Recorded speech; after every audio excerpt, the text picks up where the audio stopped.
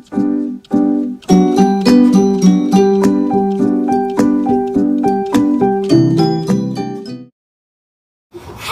listeners! It's story time again. Today's story is about the strong friendship between two men.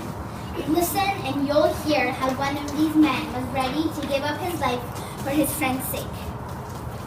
Long, long ago, there lived on the island of Sicily two young men named Damon and Pythias. They were known far and wide for the strong friendship each had for the other. Their names have come down to our own times to mean true friendship. You may hear it said of two people. Those two? Why, they're like Damon and Pythias. The king of that country was a cruel tyrant. He made cruel laws and he showed no mercy toward anyone who broke his laws. Now, you might very well wonder, Why didn't the people rebel?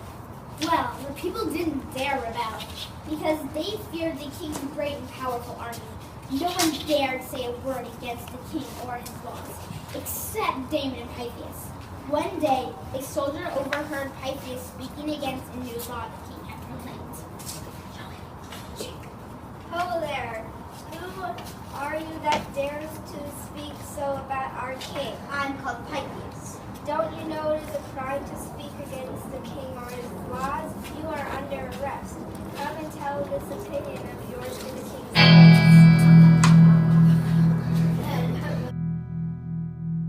Okay. When Pythias was brought before the king, he showed no fear. He stood straight and quiet before the throne. So, Pythias, they tell me you do not approve of the laws I make. I'm not alone, your majesty, thinking your laws are cruel, but you rule the people with such an iron hand that they dare not complain. But you have a daring to complain for them? Have they appointed you their champion? No, your majesty, I speak for myself alone. I have no wish to make trouble for anyone. But I'm not afraid to tell you that the people are suffering under your rule. They want to have a voice in making the laws for themselves. You do not allow them to speak up for themselves. In other words, you're calling me a tyrant? Well, you shall learn for yourself how a tyrant treats a rebel. Soldiers, throw this man into prison! At once, your majesty. Don't try to resist, Pythias. I know better than to resist a soldier of the king. And for how long am I to remain in prison, your majesty, merely speaking out for the people? Not very long, Pythias. 2 weeks from today at noon you shall be put to death in the public square as an example to everyone else who may dare to question my laws or acts. Of to prison with him, soldier. Off to prison with him, soldier.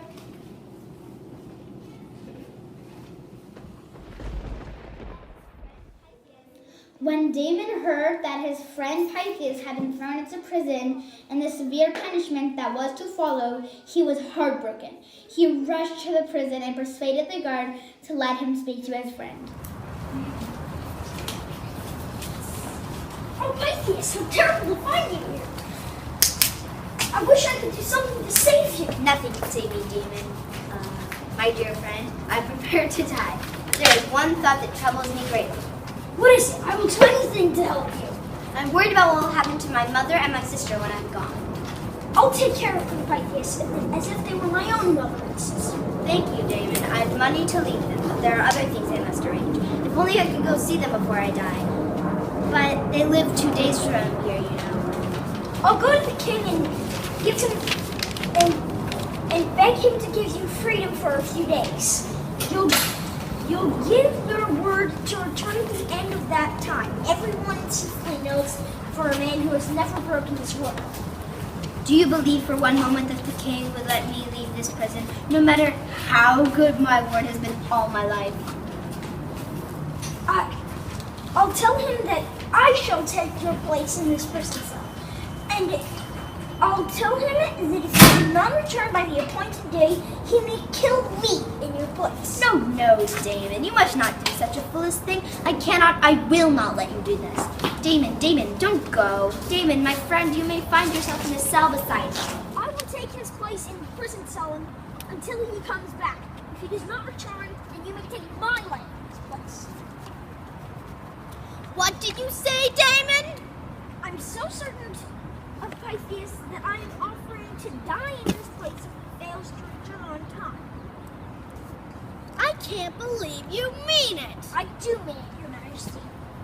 You make me very curious, Damon. So curious that I am willing to put you and Pythias to the test. This exchange of prisoners will be made, but Pythias must be back 2 weeks from today at noon. Thank you, Your Majesty. The order with my official seal shall go by your own hand, Damon. But I warn you, if your friend does not return, you shall surely die in his place. I shall show no mercy. Go. Pythias did not like the king's bargain with Damon. He did not like to leave his friend in prison with the chance that he might lose his life if something went wrong. But at last Damon persuaded him to leave, and Pythias set out for his home. More than a week went by. The day set for the death sentence drew near. Pythias did not return. Everyone in the city knew of the condition on which the king had permitted Pythias to go home.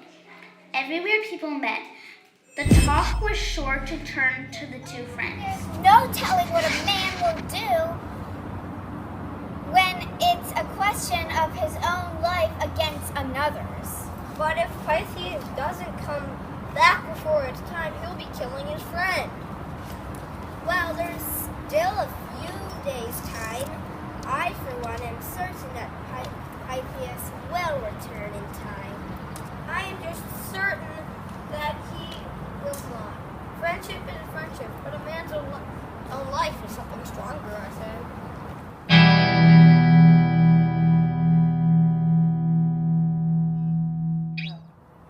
2 days before the time was up, the king himself visited Damon in his prison cell.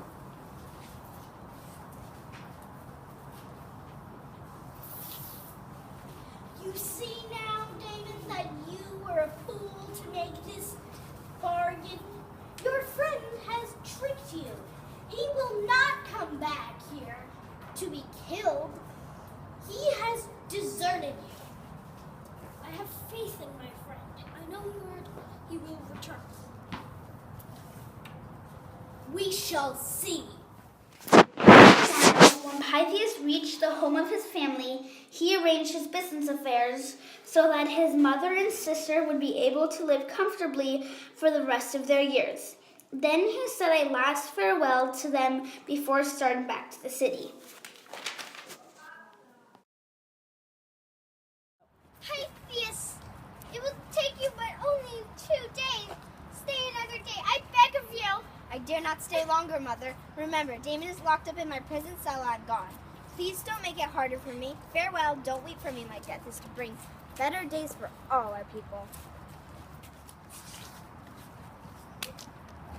So Pythias began his journey in plenty of time. But bad luck struck him on the very first day. At twilight, as he walked along a lonely stretch of woodland, a rough voice called, Not so fast, young man. Stop! What is it? What do you want? Your My money bag. I only have this small bag of coins. I shall need them for some favors, perhaps, before I die. What do you mean before you die? We don't mean to kill you, only take your money. I'll give you my money, but don't delay me any longer. I'd like a story. What man would be foolish to go back to prison, ready to die? And what man to die.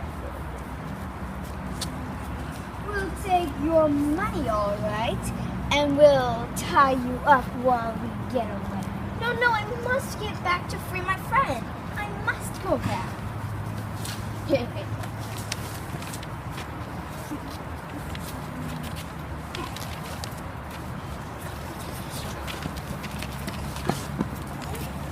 But the two robbers took Pythias' money, tied him to a tree, and went off as fast as they could.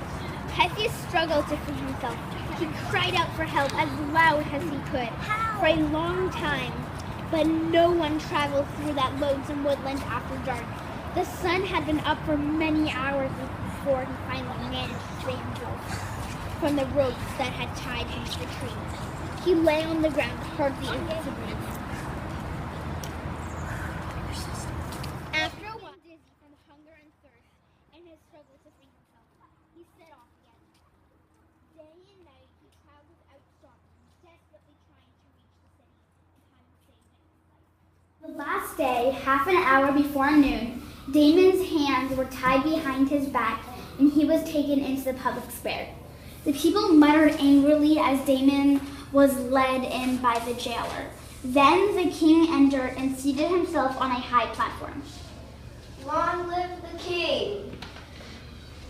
The longer he lives, the more miserable our life will be. Well, Damon, your lifetime is nearly up.